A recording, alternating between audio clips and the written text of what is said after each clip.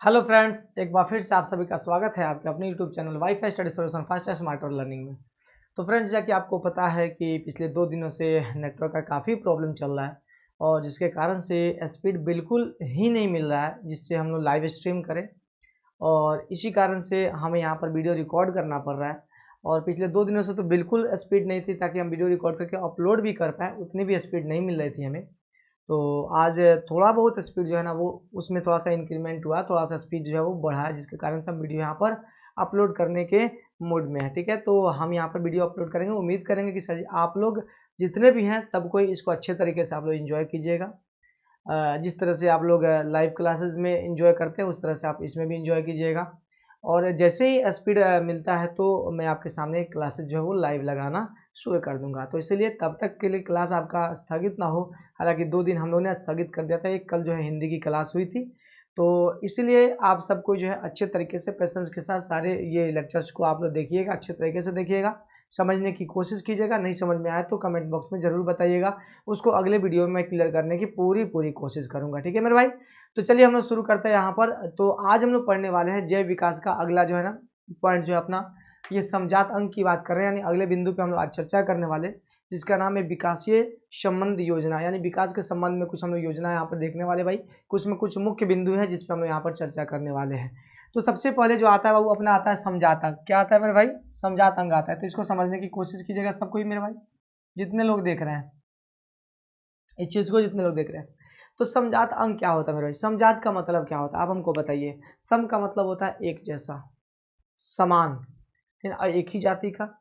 ये ये अंग की बात कर रहे हैं। आप यहाँ पर अभिलक्षण भी यहाँ पर कहीं कहीं आपको देखने को मिलेगा, तो घबराइएगा मत। जो लक्षण एक जैसा हो, एक जैसा लक्षण हो, तो यहाँ पर समझने की चीज है मेरे भाई कि लक्षण एक जैसा करने का मतलब क्या कि उसकी जो है ना उत्पत्ति है ना, उसकी उत्पत्ति और आधारभूत संरचना लगभग लगभग क्या हो सर जी, एक समान हो।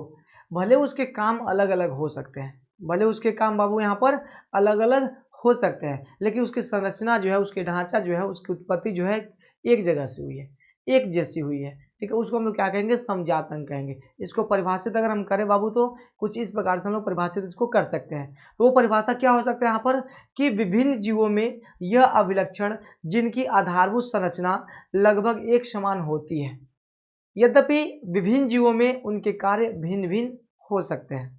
जैसे बात कर लेते हैं बाबू मेरे, जैसे हम लोग यहाँ पर बात कर लेते हैं पक्षी का डैन, मनुष्य का हाथ, पक्षी का डैन, मनुष्य का हाथ, चमगादड़ के डैन, कुत्ते के अगले पैर एवं व्हेल का क्या हो सकता है यहाँ पर? फ्लिपर हो सकता है, जिससे वो क्या ना ऐसे ऐसे आगे जो है ना मारते हुए चलती है।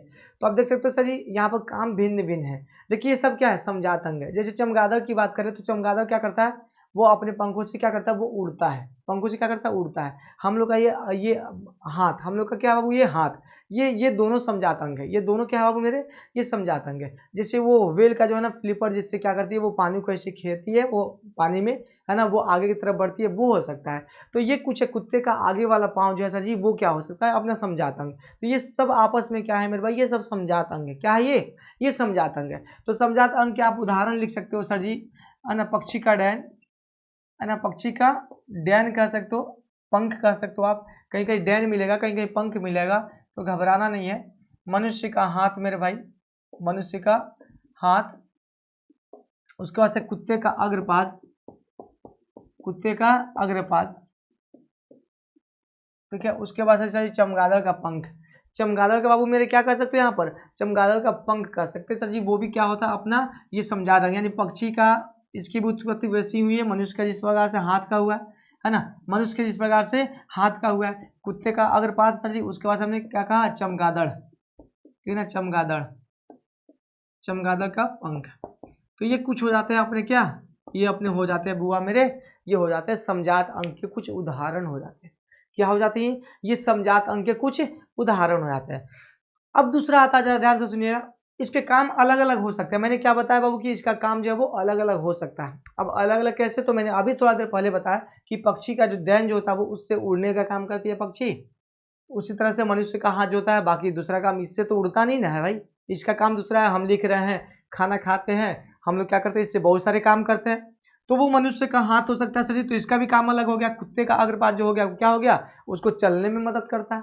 उसको वो चलने में मदद करता है। तो यहाँ पर इसका काम दूसरा हो गया, यहाँ पर चमगादड़ जो है ना वो उड़ने का काम करता है। यानी कहने का मतलब ये है कि समजात अंग की जो है ना आधारभूत संरचना जो है वो एक समान होती है, भले इसका काम अलग अलग हो सकता है, भले इसका काम अलग अलग बाबू मेरे हो सकता है। तो ये अपना होता है समजात अंग।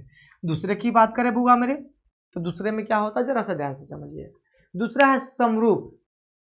दूसरा क्या है बाबू, तो समरूप अभिलक्षण है। क्या मेरे भाई, ये समरूप अभिलक्षण है, या फिर इसको समवृत्ति अंग भी कहा जाएगा। आपको कहीं कहीं मिलेगा समवृत्ति अंग में मिलेगा, और कहीं कहीं ये क्या बोलते हैं ना समरूप अभिलक्षण मिलेगा, या फिर समरूप अंग मिलेगा। इसमें समझने की चीज है कि ये क्या होता है बुआ मेरे, इसको समझिएगा जरा ध्यान से। दूसरे की बात करें तो यहाँ पर क्या है समरूप, है ना, समरूप अंग कह सकते हो, या फिर अभिलक्षण की बात हो रही है ना,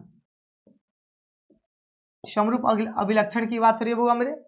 तो ये चीज आपको देखने को मिल सकता है। तो इसमें क्या होता है जरा ध्यान से सुनिएगा। कह रहा कि इसमें वह अभिलक्षण जिनकी संरचना व घटक में अंतर होता है।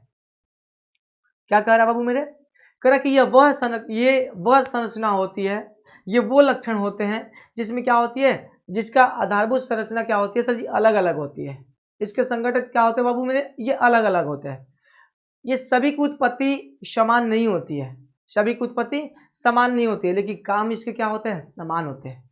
इसकी उत्पत्ति बाबू समान नहीं है, इसकी आधारभूत संरचना सभी समान नहीं है, उसमें अंतर है, उसमें अंतर है। लेकिन क्या है, काम ये एक जैसा करते हैं। काम क्या करते हैं बाबू मेरे, ये एक जैसा करते हैं। जैसे बात करें पक्षी के अग्रपाद, है ना, और एवं चमगादड़ के अग्रपाद। पक्षी में भी क्या होता है वो मेरे, अग्रपाद होता है। अब कहोगे सर जी उसमें पाद कहाँ होता है, अग्रपाद। तो अग्रपाद की बात करें तो जो पंख होता है ना बुआ मेरे, वो क्या होता है, पक्षी का अग्रपाद होता है। चमगादड़ का भी क्या है वो मेरे भाई, वो भी अग्रपाद है। तो चमगादड़ और पक्षी का जो अग्रपाद है, ये दोनों उड़ने में मदद करता है। क्या करता है बुआ मेरे, ये दोनों उड़ने में मदद करता है, लेकिन दोनों की क्या बोलते हैं ना, दोनों का जो है ना संगठन और संरचना दोनों की अलग है। जैसे देखा जाए तो ये पक्षी का क्या होता है, ये पक्षी का जो है ना पूरे बाहु में, यानी पूरे बाह में कह सकते हो, पूरे पाद में सर जी एक बराबर जो है ना वो संरचना उत्पन्न जो हुई रहती है, ठीक है, इस प्रकार से। और उसमें पर लगे हुए होते हैं कुछ इस प्रकार से। चमगादड़ की बात करें बाबू में, तो चमगादड़ के अंगुलियों का, अग्रपाद की जो उंगलियां होती है उसके बीच के जो चमड़े होते हैं ना, उसके विकास के कारण उसके पंख का निर्माण होता है। किसके, चमगादड़ के। तो उसकी जो उंगलियां होती है बुआ मेरे, उसकी जो उंगलियां होती है, तो उंगलियों के बीच का जो है ना क्या होता है, चमड़े में सर जी विकास होता है। उसके कारण से क्या होता है, वहां पर पंख का निर्माण होता है, तब जाकर वह क्या करते हैं, वो उड़ पाते हैं। तो यहाँ पे देखिए तो उसकी संरचना कुछ अलग है, उसकी उत्पत्ति कुछ अलग तरीके से हुई है, और इसकी उत्पत्ति कुछ यहाँ पर अलग तरीके से हुई है। इसमें चमड़े का विकास नहीं हुआ, ये यहाँ पर ही बने हैं, कुछ मसल्स बने हैं, उसके बाद से इस पे पर लग गए, है ना, और पर लगने के कारण क्या हो गया, ये पंख बन गया, यानी उड़ने के लायक हो गया, ये डयन हो गया, किसका, पक्षी का। लेकिन चमगादड़ में क्या हो गया, तो उंगलियों के बीच में से चमड़े का विकास हुआ, है ना, उंगलियों के बीच में क्या हुआ, चमड़े का विकास हुआ, तब जाके क्या हुआ मेरे भाई, तब जाके क्या हुआ, उसका वहां पर पंख का निर्माण हुआ। तो इस प्रकार से जो आपको अंग दिखेंगे वो समरूप अंग के उदाहरण है, कि भाई मेरे उसकी उत्पत्ति सेम नहीं हुई है, लेकिन काम क्या है, सेम है। उसकी उत्पत्ति सेम जगह से नहीं हुई है, सेम तरीके से नहीं हुई है, यानी समान तरीके से नहीं हुई है, लेकिन क्या है, उसका जो है ना क्या बोलते हैं ना, काम एक जैसा, तो उसको हम लोग कहेंगे समरूप, यानी देखने में एक जैसा।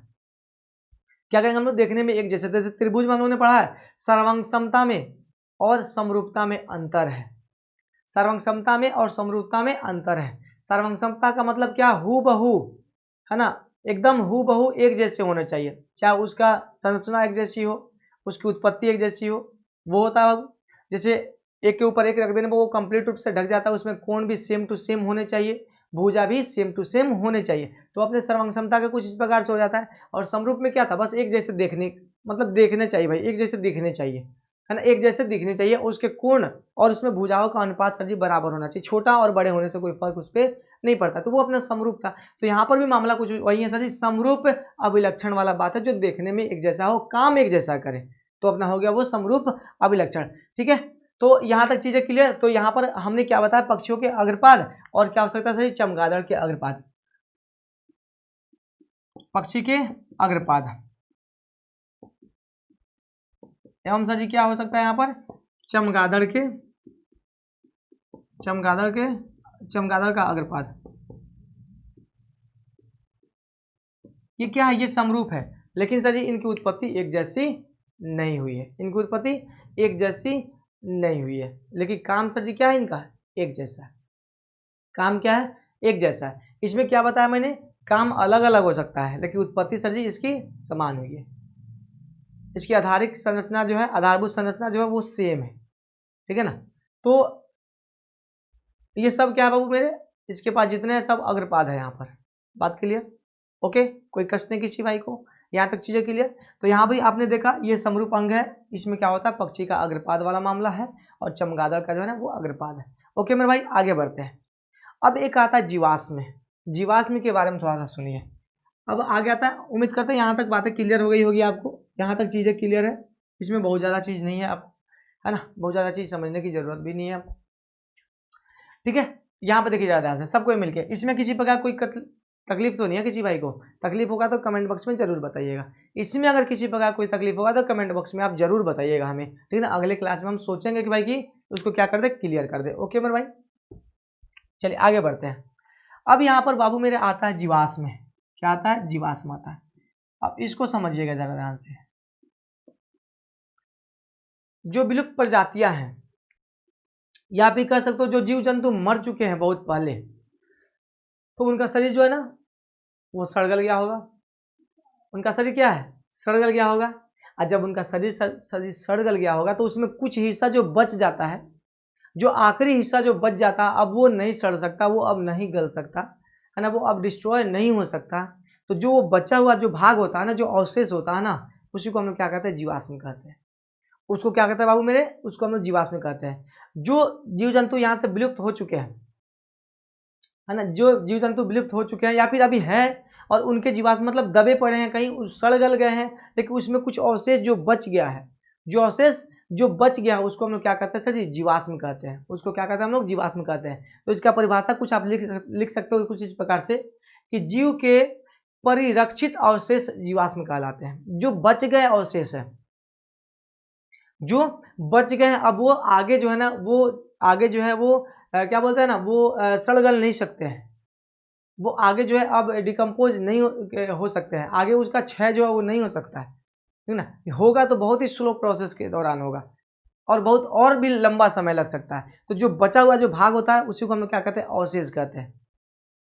क्या कहते हैं, अवशेष कहते हैं। जैसे बाबू हम बात करें, जैसे आपको कहा था ना कि पुरातत्व विभाग ने यहाँ पर इसके अवशेष प्राप्त हुए, इस मंदिर के अवशेष प्राप्त हुए, है ना, फलाना ये चीज के अवशेष प्राप्त हुए, यानी जो बचा हुआ जो भाग रहता है ना, जो बचा हुआ भाग होता है उसको हम क्या कहते हैं, अवशेष कहते हैं।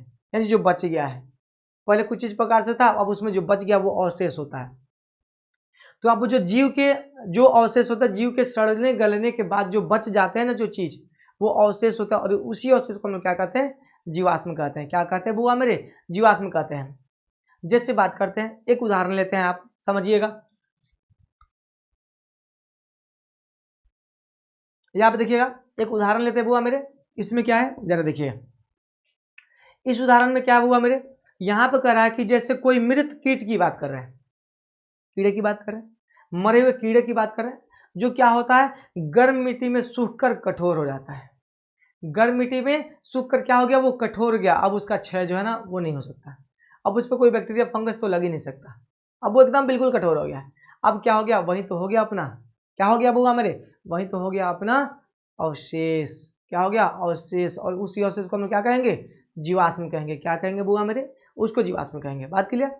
अब जरा ध्यान से देखिए, आगे बढ़ते हैं। कुछ जीवाश्म के सर जी उदाहरण है जिसके नाम आपके सामने मिलेगा।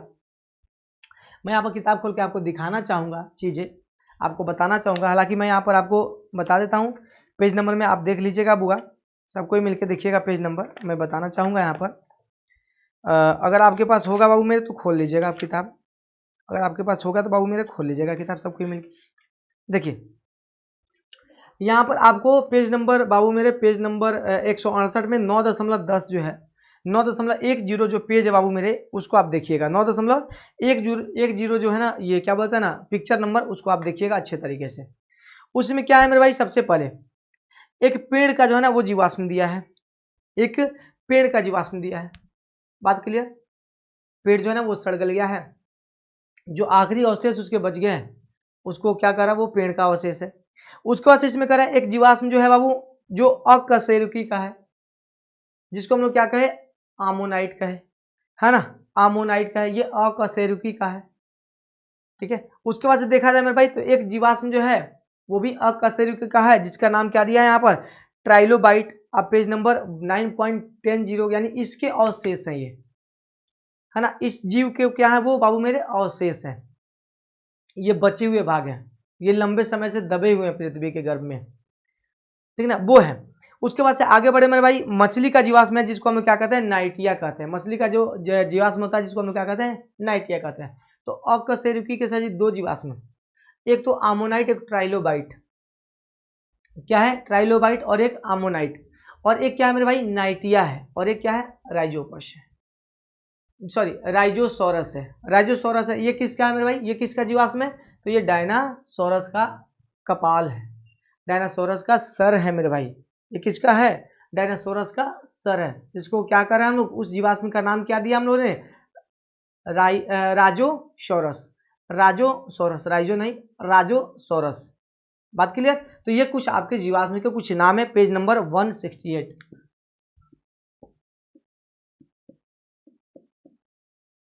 इस पेज नंबर पे आप देख सकते हैं। बात क्लियर, इस पेज नंबर पे आप यहाँ पर देख सकते हैं। चीजें क्लियर बाबू, यहां तक किसी प्रकार कोई दिक्कत कोई कष्ट नहीं ना।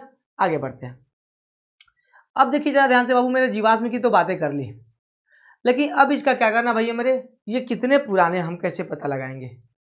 ये जीवाश्म ईंधन जो है, जीवाश्म ईंधन की बात कर रहे हैं, आई मीन जीवाश्म की बात कर रहे हैं, ये कितने पुराने कैसे पता लगाएंगे।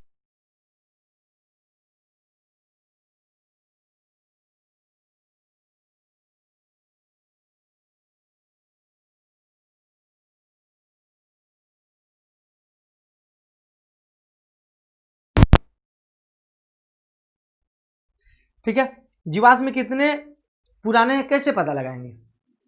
तो इस चीज को समझने वाली बात है बाबू मेरे यहाँ पर, कि सबसे पहला जो है, खुदाई करने पर पृथ्वी के सतह के निकट वाले जीवाश्म क्या होते हैं, जो पृथ्वी के सतह पर जो जीवाश्म पाए जाते हैं, और कोई जीवाश्म उससे गहरे सतह पर पाए जाते हैं, तो ये माना जाता है जो ऊपर पाए गए हैं वो क्या है, उसका जो है ना क्या बोलते हैं ना, वो कम समय वाले हैं, और जो ज्यादा समय वाले जितने गहराई में होंगे वो उतने ही पुराने होंगे, वो उतने ही पुराने होंगे। जो सतह पे जितने नजदीक पाए जाएंगे वो नए होंगे, और उसकी अपेक्षा जो जितने गहराई पर पाए जाएंगे मेरे भाई वो उतने ही ज्यादा पुराने होंगे।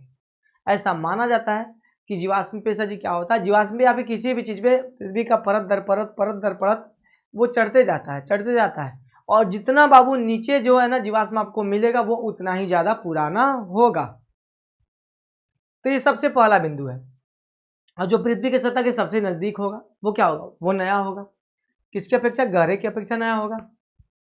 जीवाश्म हालांकि पुराने तो होते ही हैं, लेकिन कितने पुराने कितने नए, तो ये डिपेंड करता है कितने गहराई पर है। ज्यादा गहराई पर होगा तो ज्यादा पुराना होगा, ज्यादा ऊपर होगा तो क्या होगा, थोड़ा सा नया होगा। पुराना तो होगा लेकिन उसके अपेक्षा, गहराई वाले की अपेक्षा क्या होगा, ये अपना नया होगा। बात क्लियर, इसमें कोई कष्ट नहीं है। दूसरा क्या होता है, फॉसिल्स डेटिंग, कार्बन 14 का जांच होता है मेरे भाई।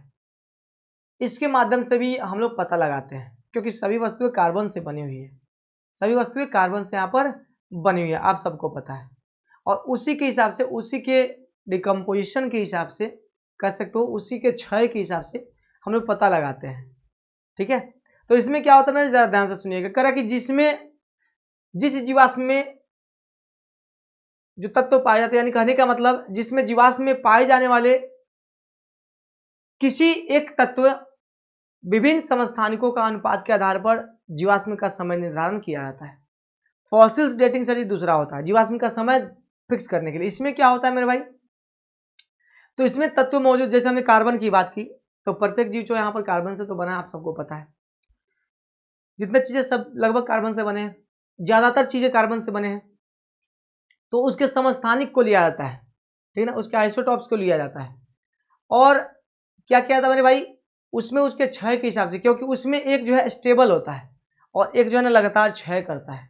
उसमें क्या होता है मेरे भाई, एक स्टेबल होता है और एक उसमें क्या होता है, लगातार जो है वो क्षय करता है। ठीक है, अब जब लगातार सर जी क्षय करेगा तो क्या होगा, एक तो फिक्स है ना, तो उससे तो पता चल ही जाएगा ना। तो यहाँ पर देखा जाए मेरे भाई, तो कार्बन 12 कार्बन 14 का इस्तेमाल यहाँ पर होता है ना, इसका पता लगाने के लिए, क्योंकि उसमें मौजूद होते हैं। ठीक है ना, तो यहाँ पर कार्बन 14 का जो होता है, आधी उम्र जो होती है आधा जब 6 हो जाएगा तो उसका उम्र कितना होता है 5730 वर्ष। ठीक है, 5730 वर्ष।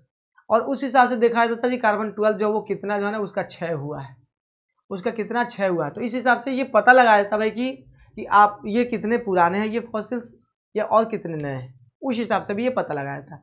तो दो तरीके हमने देखे, एक तो कितने गहराई पर है इससे पता लगाया जाएगा, और दूसरा क्या है मेरे भाई, तो फॉसिल्स डेटिंग जो जीवाश्म है, जीवाश्म की बात कर रहे हैं, फॉसिल्स बोले तो जीवाश्म को ही कहते हैं। तो फॉसिल्स के डेटिंग के हिसाब से हम लोग ये पता लगाते हैं भाई कि वो कितने पुराने कितने नए। बात क्लियर, यहाँ तक चीजें क्लियर, उम्मीद करते हैं यहाँ तक चीजें आपको क्लियर हो गई होगी। अब जरा आगे बढ़ते हैं, विकास एवं वर्गीकरण। विकास एवं वर्गीकरण जरा ध्यान से सुनिएगा, सब कोई मिलकर अच्छे तरीके से, ठीक है, क्योंकि हम फिनिश करने वाले हैं इस चैप्टर को यहाँ पर। ठीक है, समझिएगा चीजों को। कह रहा कि विकास एवं वर्गीकरण दोनों आपस में सही जुड़े हुए हैं। अब कैसे जुड़े हुए हैं, सबसे पहला पॉइंट लेते हैं। कह रहा कि जीवों का वर्गीकरण उनके विकास के संबंध का प्रतिबिंब है। कैसे कैसे स्टेप बाय विकास हुआ है, कैसे कैसे स्टेप बाय सर जी क्या हुआ, विकास हुआ है। तो उसी हिसाब से सर इसका वर्गीकरण भी होता है कि भाई ये जो है ना इस कैटेगरी का है, ये जो है इस कैटेगरी का है, ये जो है इस कैटेगरी का है। इस हिसाब से सर क्या होता है, उसका जो है ना वर्गीकरण किया जाता है। और दूसरा देखा जाएगा बाबू मेरे, दूसरा पॉइंट क्या कर रहा है, तो दो स्पेसीजों के मध्य जो है जितने अधिक अभिलक्षण समान होंगे उनका संबंध भी उतना ही निकट का होगा। तो ये तो जाहिर सी बात है, जिनके बीच में बाबू मेरे क्या होता है, समान अभिलक्षण जितना ज्यादा मिलता है क्या कहते हैं, वो उतना ही निकट का होगा। जैसे हम लोग कहते हैं भाई हम लोग चिंपांजी से ज्यादा मिलते हैं, तो हमारे पूर्वज चिंपांजी रहे होंगे, ऐसे कहा जाता है। बंदर से मिलता है सर तो हमारे वो रहे होंगे। कभी कभी किसी विद्वान ने ये भी कहा कि मछली से हम लोग की है ना बहुत हद तक चीजें मिलती हैं। अब कहोगे सर जी मछली से कैसे मिलती है, तो मछली आप लोग खाए होंगे, सब कोई खाया होगा। देखिए उसमें भी क्या होता है बुआ मेरे, रीढ़ की हड्डी नोटोकॉर्ड उसमें भी पाया जाता है, पाया जाता है नोटोकॉर्ड, और हम लोग में नोटोकॉर्ड पाया जाता है। और रिब केज सर जी उसमें भी पाया जाता है मेरे भाई, रिब केज उसमें भी पाया जाता है, और रिब केज हम लोग में पाया जाता है। तो ये कुछ समानता है उससे भी हम लोग की मिलती है। तो ऐसा ऐसा कहना भी है कि हम लोग के पूर्वज कभी मछली भी रहे होंगे। इसलिए कहा जाता है कि जब कभी भी नए यात्रा पर निकला जाता है क्या, तो मछली देख के जाएंगे तो हमारा क्या होगा ना, यात्रा मतलब अच्छा होगा, शुभ होगा, ऐसा कहा जाता है। तो वो क्यों कहा जाता है सर जी, इसी सेंस में कि भाई हमारे वो पूर्वज रहे हैं, पूर्वजों को हम लोग याद करके आगे बढ़ेंगे, इस प्रकार से ऐसा कहा जाता है। ठीक है ना, कुछ आगे बढ़ते हैं। तीसरा पॉइंट क्या है मेरे भाई, समझिएगा चीजों को। कह कि जितनी अधिक समानताएं उनमें होंगी उनका उद्भव भी निकट अतीत के समान पूर्वजों से हुआ होगा। यानी जितना ज्यादा सारी समानता होगी तो इसका मतलब ये क्या है ना, ये अभी अभी इधर से इसकी नई उत्पत्ति हुई है, अभी अभी इसकी उत्पत्ति जो है नई हुई है। जैसे हम लोग ने भ्रीण की बात किया था, नए स्पेसीज की ये उत्पत्ति कैसे हुई थी, नए जाति का उद्भव कैसे हुआ था, हमने ये चीज आपको बताया था कि दो चीजें वो अलग हो गई, उसमें आपसी समन्वय में नहीं हो पाया, वो अंतर्जनन नहीं कर पाए, दो स्पीसीज का क्या हो गया, यहाँ पर उद्भव हो गया। उस तरह से विकासीय दृष्टि से अगर देखा जाए तो यहाँ पर विकास होते रहा होते रहा होते रहा, ठीक है। और ऐसा कुछ परिवर्तन हुआ जिससे कारण क्या हुआ, इन दोनों में कोई मेल नहीं खाया, लेकिन हाँ कुछ अभिलक्षण जो है वो समान है, देखने को मिल रहा है भाई कि हाँ ये है, इससे ये मैच कर रहा है। जैसे हम लोग चिंपांजी की अपनी तुलना करते हैं, भाई है ना चिंपांजी हम लोग की तरह होता है, उसके पास भी हाथ होता है, पैर होता है, सब कुछ होता है, बुद्धि भी उतनी ही होती है लगभग अपने जैसी, ठीक है। तो उससे समानताएं हम मिलती है, तो इसका मतलब हम लोग समझते हैं सर जी कि हम लोग उसी से जो है ना आगे बढ़े हैं, ठीक है, सीधी सी बात है। चौथा पॉइंट क्या कहता है मेरे भाई, तो चौथा पॉइंट में कुछ इस प्रकार से कहा जाता है कि जीवों के मध्य समानताएं हमें उन जीवों को एक समूह में रखने और उनके अध्ययन का अवसर प्रदान करती है।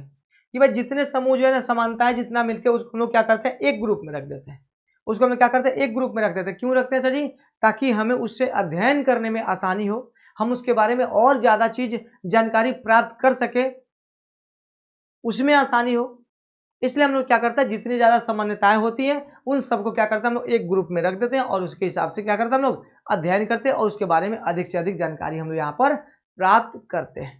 ठीक है, तो ये कुछ 4 पॉइंट्स थे आपके बाबू मेरे, ये विकास एवं वर्गीकरण के कुछ 4 पॉइंट्स थे, है ना। इधर से आपको नहीं पूछता है प्रश्न, टेंशन लेने की कोई जरूरत नहीं है ना, टेंशन लेने की कोई जरूरत नहीं है बाबू मेरे, इधर से कोई प्रश्न नहीं पूछता। आपका समझात अंग समझात अभिलक्षण पूछेगा, और आपका पूछेगा सर जी कि प्राकृतिक चयन का सिद्धांत कितने दिया था, ये आपको पूछेगा। इससे अब मेंडल ये क्या बोलते हैं ना, अनुवांशिकी के पिता किसको कहा जाता है, ये प्रश्न पूछा जाता है। इस प्रकार से कुछ प्रश्न आपसे पूछे जाते हैं, ठीक है। तो यहाँ से प्रश्न आपसे पूछे जाते हैं, तो इसलिए घबराने की जरूरत नहीं है, बिल्कुल टेंशन लेने की जरूरत नहीं है, ठीक है। अब कुछ विकास के चरण देखते हैं। कहा कि विकास जो ये क्रमिक रूप से होता है, आप सबको पता है कि सर जी ये अचानक तो नहीं होता है, ये अनेक पीढ़ियों में होता है, पीढ़ी दर पीढ़ी धीरे धीरे परिवर्तन आता है, और इसमें लाखों करोड़ों वर्ष लग जाते हैं, है ना। इसमें क्या हो जाता है, लाखों करोड़ों वर्ष बाबू लग जाते हैं, जिससे क्या होता है, धीरे धीरे इसमें बदलाव आता है, ठीक है। अब थोड़ा सा आगे बढ़ते बाबू मेरे, थोड़ा सा आगे बढ़ के देखते हैं कि इसमें क्या होता है। समझिएगा चीजों को समझने की कोशिश कीजिएगा। इसमें क्या है, सबसे पहले योग्यता का लाभ देखते हैं। कह कि आंख का विकास, सबसे पहले इसमें आता है आंख का विकास। जटिल अंगों का विकास डीएनए में एकमात्र परिवर्तन द्वारा संभव नहीं है, ये क्रमिक रूप से अनेक पीढ़ियों में होता है। जैसे बात करें मेरे भाई कि हम लोग एक डीएनए को चेंज कर दें, डीएनए में कुछ परिवर्तन हम लोग ला दें, तो वो अचानक विकास तो उसमें होगा नहीं। ये प्रक्रिया जटिल है और ये प्रक्रिया लंबे समय तक चलती है, और लंबे समय के बाद सजी कुछ परिवर्तन आते हैं। जैसे प्लेनेरिया में अति सरल आंख होती है, कीटों में सर क्या होते हैं, जटिल आंख होती है, मानव द्विनेत्री आंख लेके चलते हैं। इस प्रकार से इसके कुछ उदाहरण है। तो ये क्रमिक विकास है मेरे भाई, है ना। ये क्या है अपना, ये क्रमिक विकास है, और ये योग्यता कह सकते हैं भाई कि ये इन सब की योग्यता है मेरे भाई। अब करें गुणवत्ता के लाभ। अब इसमें क्या लाभ मिलता है, गुणवत्ता को थोड़ा सा समझिएगा। इसमें किस गुण से किसको लाभ मिल रहा है, इस चीज को समझने की बारी है, समझिएगा चीजों को। इसमें सबसे बड़ी चीज है कि पंखों का विकास होना। पंख पर सर जी पंख का विकास हुआ, तो इसमें देखिए ध्यान से, पंखों का विकास किस लिए हुआ था, तो पंखों का विकास हुआ था सर जी ठंडे मौसम में बचने के लिए हुआ था, ठंडे मौसम से बचने के लिए हुआ था पंखों का विकास। लेकिन बाद में सर जी क्या हुआ, इसमें धीरे धीरे विकास हो गया, और क्या हो गया, इसका काम जो है ना उड़ने में किया जाने लगा। किसका, पंखों का विकास। किसका विकास मेरे भाई, पंखों का विकास। चीजें क्लियर। अब समझिए जरा ध्यान से, जैसे डायनासोरस के पंख थे, डायनासोरस के बाबू मेरे पंख थे, पर पंखों से उड़ने में वो समर्थ नहीं थे, इतने बड़े बड़े थे कि सर जी वो उड़ नहीं पाते थे। पंछियों ने परों को उड़ने के लिए अपनाया, उसने सर जी शुरू से प्रैक्टिस किया, अभ्यास किया, और ये परिवर्तन धीरे धीरे आया, और क्या हो गया, अंततः वो उड़ने लगे। अंततः क्या हो गया, ये उड़ने लगे। तो इसके कुछ गुण थे कि पर आए थे, और उस पर में, ये पर में क्या हुआ, विकास हुआ, जिसके कारण से क्या हो गया, पक्षी जो है वो उड़ने लगे। पक्षी क्या होने लगे बाबू मेरे, वो उड़ने लगे। कुछ इस प्रकार से होने लगा था, ठीक ना, कुछ इस प्रकार से होने लगा था। लेकिन डायनासोरस अभ्यास नहीं किए, आगे नहीं बढ़े, और उन्होंने अपने पर्यावरण के अनुकूल भी अपने को नहीं ढाला, तो इसके कारण से क्या हो गया, वो विलुप्त हो गया, ठीक है। कुछ इस प्रकार से। अब एक और बात आता है बाबू मेरे, कृत्रिम चयन थोड़ा सा देख लेते हैं, ठीक है ना। प्राकृतिक चयन तो हम लोग ने देखा था, अब कृत्रिम चयन थोड़ा सा देखते हैं। इसमें क्या है मेरे भाई, समझिएगा चीजों को। इसमें क्या है कि बहुत अधिक भिन्न दिखने वाली संरचना एक समान परिकल्प में विकसित हो सकती है, बहुत हद तक सर जी भिन्न होते हैं। जैसे जंगली गोभी से सर जी बना गांठ गोभी, जंगली गोभी से सर जी उसमें कुछ परिवर्तन लाया गया, और उस परिवर्तन में सर जी क्या हो गया, हम लोग ने बना लिया सर जी गांठ गोभी। कुछ लोगों को केवल पत्ते चाहिए था तो गांठ गोभी बन गया, पत्ते चाहिए था तो केल बन गया, ये भी एक सब्जी का प्रकार है, ठीक है। और किसी को केवल क्या चाहिए सर, फूलों का विकास नहीं होने देना था तो ब्रोकली बन गया, और किसी को केवल फूल चाहिए था तो उसके लिए गोभी बन गया, फूल गोभी बन गया, जिसको बद्य पुष्प भी कहते हैं। क्या कहते हैं उसको हम लोग, बद्य पुष्प भी कहते हैं हम लोग, ठीक है। उसके बाद से बाबू मेरे, किसी को पत्तियों के बीच में दूरी कुछ चाहिए थी तो उसके लिए गोभी बना, और वो गोभी क्या थी मेरे भाई, वो पत्तियों के बीच में दूरी थी। आप पेज नंबर निकाल सकते हो मेरे भैया, पेज नंबर निकालकर आप देख सकते हैं, पेज नंबर आपके सामने है, वो है आपका 171। वो जंगली गोभी से ये सब विकसित हुए। इसमें क्या किया गया, तो कुछ ना कुछ परिवर्तन लाया गया। परिवर्तन ही क्या था जी, ये कृत्रिम चयन था। ये क्या था मेरे भाई, ये कृत्रिम चयन था। ये हजारों वर्ष पूर्व ये जंगली गोभी को ये मनुष्य जो खाते थे, है ना, उसका इस्तेमाल करते थे, और उसमें कुछ ना कुछ आवश्यकताएं बढ़ती गई, कुछ लोगों के डिमांड्स बढ़ते गए, जिसके हिसाब से उसमें परिवर्तन ला दिया गया। और परिवर्तन लाया गया तो उसके हिसाब से काफ़ी सारे जो है ना प्रोडक्ट हमारे सामने निकल कर आ गए, जिसमें अपना क्या था, फूले हुए भाग यानी गांठ गोभी था, उसका केल था, गोभी था, फूल गोभी था, ब्रोकोली था। ठीक है, ये अपना कहाँ, इसकी उत्पत्ति कहाँ से हुई, तो जंगली गोभी से ही हुई है।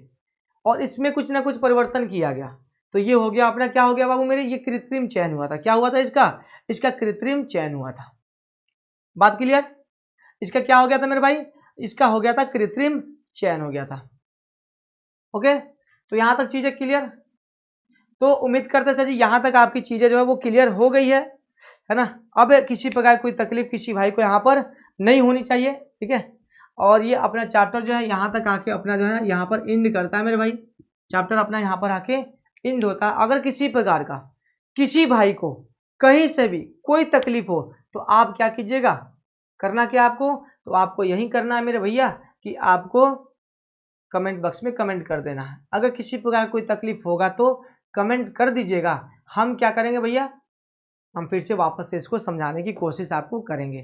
क्योंकि अभी लाइव तो है नहीं कि हम किसी से पूछ पाएँ कि कहाँ दिक्कतें आई, हम अपने हिसाब से तो आपको बता दिए। अब आपको कहीं भी त्रुटि इसमें लगे, कहीं भी लगे कि हमें समझ में नहीं आई है, तो आप जो है ना वापस से व्हाट्सएप ये क्या बोलते हैं ना, आप कमेंट बॉक्स में कमेंट कीजिएगा, हम अगले दिन इसको फिर से वापस समझाने की कोशिश हम जरूर करेंगे। ओके मेरे भाई, तो चलिए तब तक के लिए दीजिए विदा, फिर मिलते हैं हम लोग अपने नेक्स्ट वीडियो में। तब तक के लिए बाय मेरे भाई। और कुछ बहने भी है भाई, गुस्सा ना मत आप लोग।